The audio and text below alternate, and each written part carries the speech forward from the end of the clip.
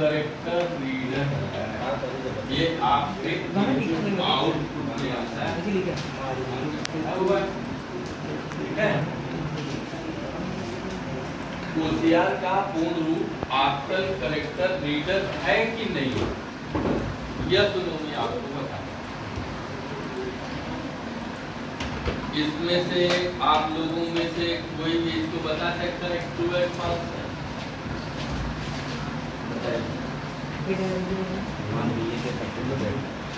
जिसको आता थोड़ा तेज बोलिए, जिसको नहीं आता है मान लीजिए कंफ्यूजन है तब भी बोलिएगा, हम जाने की आप कहाँ क्या होगा? ट्रू। और कोई ट्रू का अपोजिट?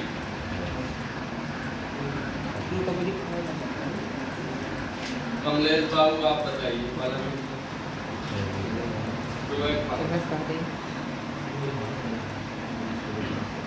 क्या है?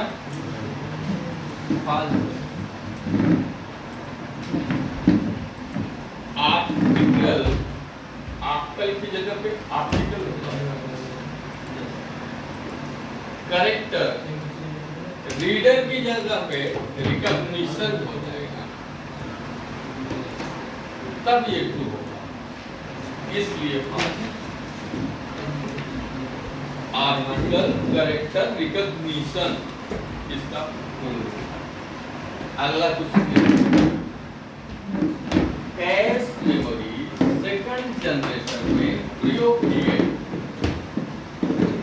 कैश मेमोरी इसका काम होता है कि डाटा को हार्ड डिस्क से रैम तक पहुंचाना। इसका तीन स्टेप होता है, L1 L2 के रूप में। तो क्या कैश मेमोरी को सेकंड जनरेशन में यूज किया गया है या किसी दूसरे में? आप बताइए।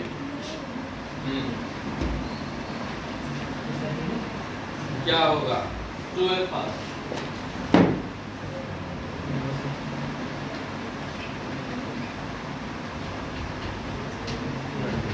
या तुम बोलना है, एक बोल दीजिए। क्या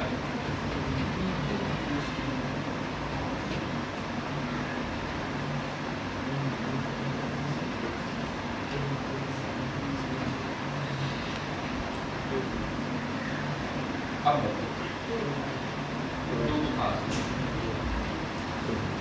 क्या कैश मेमोरी को थर्ड जनरेशन में यूज किया गया? करेक्ट। अगर ये सेकंड जनरेशन दिया गया था तो ये फॉल्स था। नेक्स्ट देखिए, अबेकस पहला था क्या? कंप्यूटर था, मैकेनिकल कैलकुलेटर था, मैकेनिकल कंप्यूटर था, याद नहीं क्या?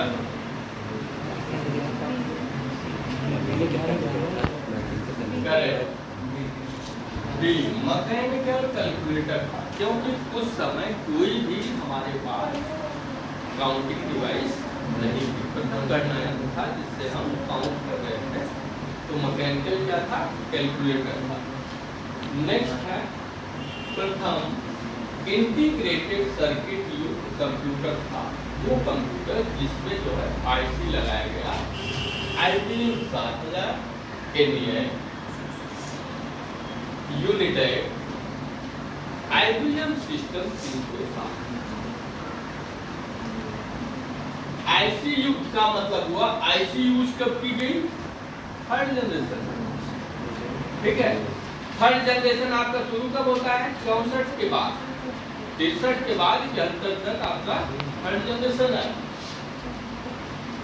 उस समय में IBM ये कंफर्म है, ENIAC तो नहीं था, क्योंकि ENIAC में आईसी नहीं लगा हुआ था।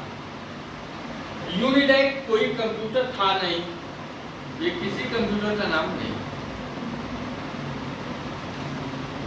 और IBM 300 सिस्टम 360 के बाद का ही अपडेट IBM 7000 बना होगा, पहले 360 बना होगा तब 7000 बना होगा, है ना? तो क्या हुआ इसमें आपका IBM सिस्टम 360 ऐसा पहला कंप्यूटर था जिसमें इंटीग्रेटेड सर्किट या IC यूज की गई। नेक्स्ट है CD। CD में किस टोपोलॉजी का प्रयोग होता है? CD का फुल फॉर्म बताइए क्या है? ये किस टाइप का स्टोरेज डिवाइस है? स्टोरेज है, प्राइमरी है, सेकेंडरी है, क्या?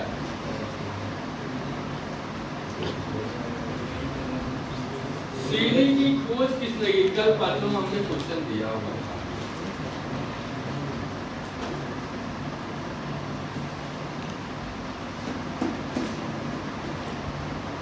इसका फुल फॉर्म होता है कंपैक्ट टेस्ट।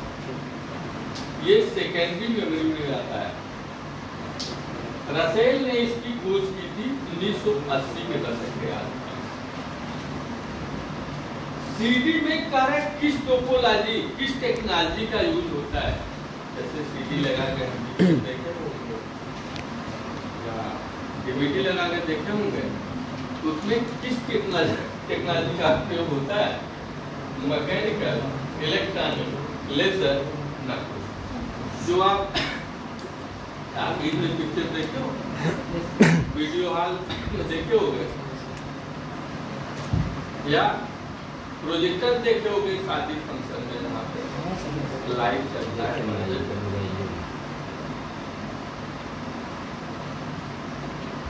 तो सब में आपका लेजर टेक्नोलॉजी यूज की जाती है। एक फोकस हो रहा है, अगली लाइट टाकीज में भी आप देखते हो तो वहाँ पे रील होती है। रील में जो मशीन होती है प्रोजेक्टर की, उसके पीछे तगड़ी लाइट होती है। जब मशीन से वो रील घूमती है तो वो लाइट से हमको लगता है कि वो चल रहा है, तो दौड़ रहा है, वो ये काम कर रहा है। इसमें जो टेक्नोलॉजी यूज होती है वो है आपका लेजर। चाहे वो CD हो, चाहे DVD हो, चाहे प्रोजेक्टर हो, चाहे सिनेमा। नेक्स्ट है कौन सी भाषा कंप्यूटर सीधे समझ नहीं पाता? मशीनी, असेंबली या दोनों या असेंबली? क्या होगा? देखिए, कंप्यूटर पढ़ता है क्या? बाइनरी जानता है, बाइनरी समझता है, मशीनी। लेकिन उसको भी ट्रांसलेट किया जाता है बाइनरी से मशीनी में, जो इंटरप्रेटर और कंपाइलर करते हैं। उसके बाद भी जो कोड डाले होते हैं, जो भारतीय भाषा का सॉफ्टवेयर डाले होते हैं, उसमें वो कन्वर्ट करके तब आपको आउटपुट देता है। तो सीधे जो है कौन सी भाषा नहीं समझता है? ना तो मशीनी समझता है, ना असेंबली समझता है। इसमें हो जाएगा ठीक। नेक्स्ट है आपका कौन कंप्यूटर में डाटा को अस्थायी रूप से सेव करके रखता है? ये कह रहा है, क्वेश्चन का सेंस है कि कंप्यूटर का वो पार्ट कौन सा है जो आपके सारे डॉक्यूमेंट को सेव करके रखता है? इनपुट है, आउटपुट है, सेकेंडरी मेमोरी है, प्राइमरी मेमोरी? कौन रखता है?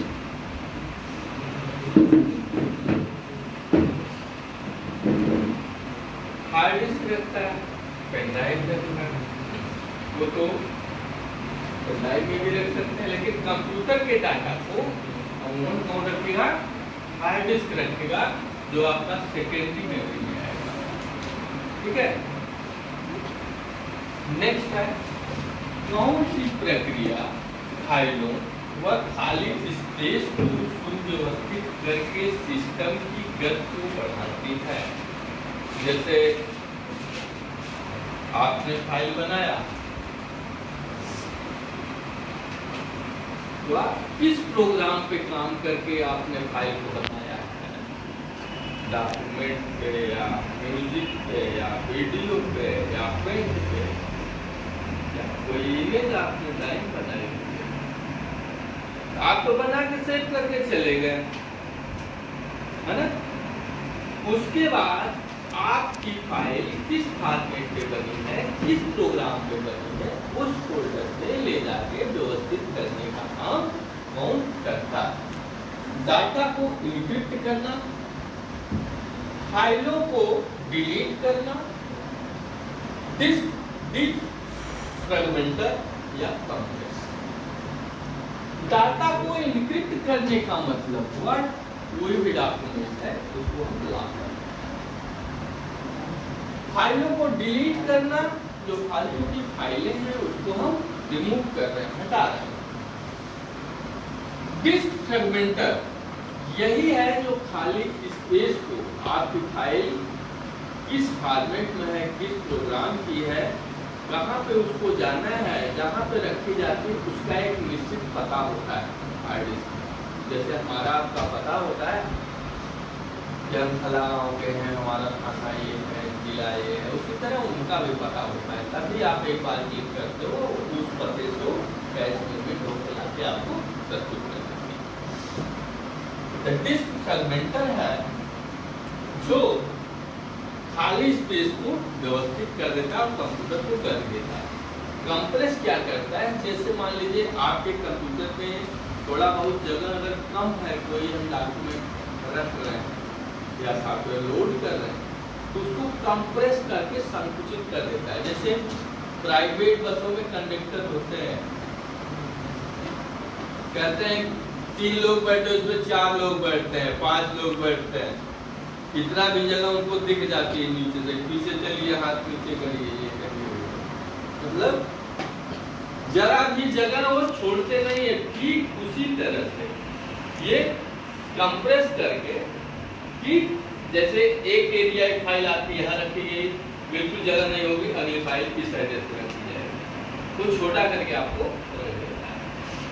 कंप्रेस करना। नेक्स्ट है यस रैम की अपेक्षा डी रैम तेज कार्य नहीं करता। अब आपको मेमोरी में ये समझना है कि यस रैम तेज काम करता है या डी रैम तेज काम करता है। लेकिन क्वेश्चन में जो दिया गया कि यस रैम की अपेक्षा, मतलब इसकी अपेक्षा क्या डी रैम तेज काम नहीं करता या करता है। अगर नहीं करता तो ट्रू है, अगर करता है तो फॉल्स है। मेमोरी आप पढ़ चुके हो, 2 बार क्वेश्चन दे चुके हैं, मेमोरी पे पढ़ा भी चुके हैं, बताइए इसमें क्या होगा, ट्रू होगा फॉल्स होगा।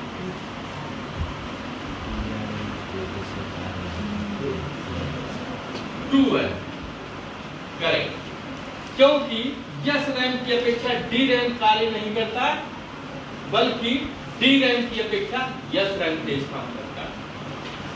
ठीक है, नेक्स्ट है बायोस प्रोग्राम को अस्थायी रूप से डाटा में संग्रहित किया जाता है। बायोस का एक नाम है SMPS, इसका फुल फॉर्म है बेसिक इनपुट आउटपुट सिस्टम। ये आपके CPU में लगा होता है और पहला डिवाइस होता है जो सबसे पहले रन करता है CPU ऑन करने के बाद। तो बायोस का जो सॉफ्टवेयर है वो कहाँ पे लोड होगा, रैम में, रोम में, SD में, कैश मेमोरी, किसमें होगा? रैम भुलक्कड़ है, ये कोई जिम्मेदारी वाला काम नहीं लेता, ऑन होने के बाद ये चलता है अपना। ये है रोम। रोम क्योंकि मिटाई नहीं जा सकती है, इसमें जो भी यूटिलिटीज के या उस तरह जिम्मेदारी वाले जो सॉफ्टवेयर हैं सब कहाँ पे होंगे? और पूरे जो सॉफ्टवेयर आपके होंगे वो कहाँ पे होंगे? SD में होंगे। और सॉफ्टवेयर का ढोने का काम कौन करेगा? कैश मेमोरी करेगा। क्लियर? नेक्स्ट, OS कहाँ निवास करता है? जैसे जो आपका कंप्यूटर ऑन होता है उसका विंडोज है, सिस्टम सॉफ्टवेयर, उसको जब हम लोड करते हैं तो कहाँ पे रहता है? लोड होने के बाद कहाँ जाता है? किस पार्ट में? कर्नेल में, SD में, रोम में, रैम हो जाएगा SD में। विंडो हमेशा कहाँ पे रहेगा? SD में, हार्ड डिस्क में।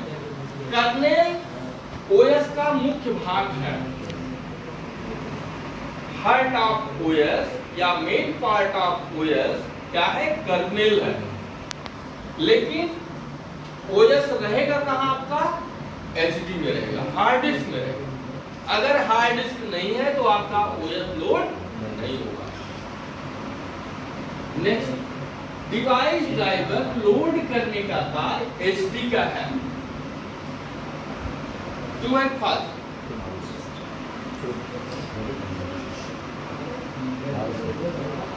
डिवाइस ड्राइवर, और बिना डिवाइस ड्राइवर के कोई भी आपके कंप्यूटर से रिलेटेड जो भी उसके पार्ट होंगे काम वर्क नहीं करेंगे। ये फॉल्स है। डिवाइस ड्राइवर लोड करने का काम करेगा ओएस आपका ऑपरेटिंग सिस्टम, इसलिए फॉल्स। नेक्स्ट है, इमेज फाइल का एक्सटेंशन नहीं है GIF, JPEG, .png, .wav।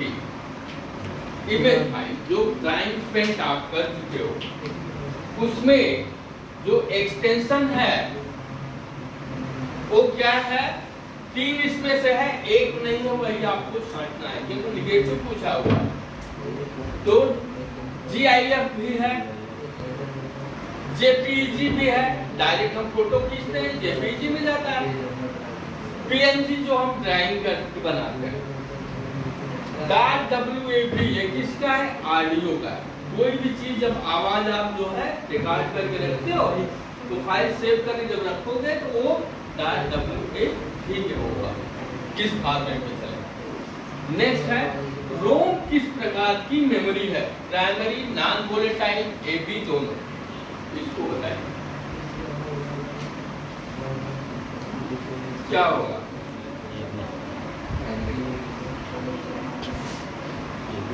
रोम और रैम ये दो की दोनों जो है आपकी प्राइमरी मेमोरी में आती है।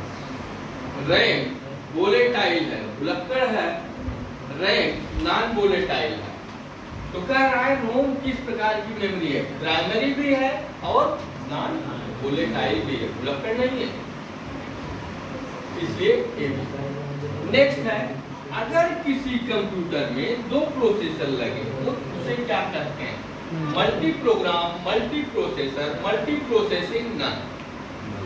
मल्टी प्रोग्राम का मतलब हुआ कि हम एक से अधिक प्रोग्राम पे एक साथ काम कर रहे हैं, मीडिया भी सुन रहे हैं, फेसबुक भी चला रहे हैं, डॉक्यूमेंट भी तैयार कर रहे हैं, तो क्या हो गया आपका मल्टी प्रोग्राम। मल्टी प्रोसेसर का मतलब हुआ एक से अधिक प्रोसेसर जिसमें लगे वो मल्टी प्रोसेसर हो जाएगा। मल्टी प्रोसेसिंग का मतलब हुआ कि एक साथ हम कई प्रोग्रामों पे क्लिक करते हैं, सब प्रोसेसिंग में हो। हम नोटपैड भी खोल दिए हैं, मल्टीमीडिया भी चला रहे हैं, फिर और गूगल भी चला रहे हैं। एक साथ कई प्रोग्राम जब प्रोसेसिंग करेंगे तो हो जाएगा मल्टी प्रोसेसिंग। इसमें हो जाएगा क्या, मल्टी प्रोसेसर। जब एक से अधिक प्रोसेसर लगे हो तो मल्टी प्रोसेसर। नेक्स्ट है, इनमें इनपुट डिवाइस नहीं, बताइए कौन सा। बिल्कुल नॉर्मल क्वेश्चन है, इनपुट का है, light pen, scanner, joystick, ALU। Light pen क्या है इसमें जो इनपुट नहीं है, input device, light pen option है,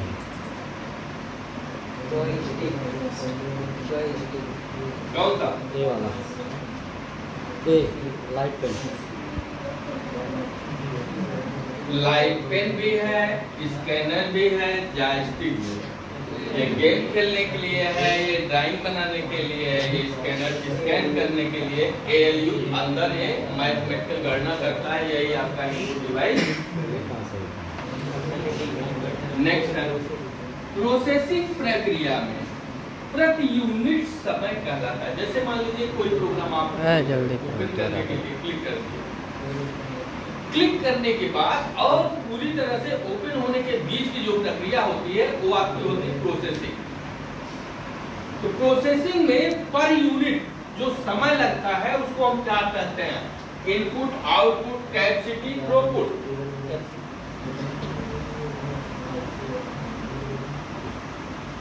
कैपेसिटी का आपको मेमोरी हो जाएगा, आउटपुट रिजल्ट से हो जाएगा, इनपुट इंस्ट्रक्शन से हो जाएगा। इसमें क्या बच रहा है? थ्रूपुट। प्रति यूनिट समय प्रोसेसिंग का थ्रूपुट कहलाता है। नेक्स्ट और लास्ट है, सिस्टम को स्टार्ट करना वार्म बूटिंग कहलाता है। ट्रू या फॉल्स? फॉल्स। किस कंडीशन पे ट्रू होगा?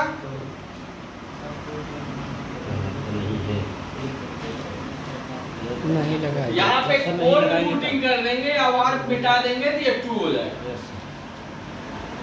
कंप्यूटर को स्टार्ट करना बूट या कहलाता है या कोल्ड बूट कहलाता है, लेकिन स्टार्ट कंप्यूटर को दोबारा से रीस्टार्ट करना आपका क्या कहलाएगा? वार्म बूटिंग कहलाएगा। इसलिए ये फॉल्स होगा।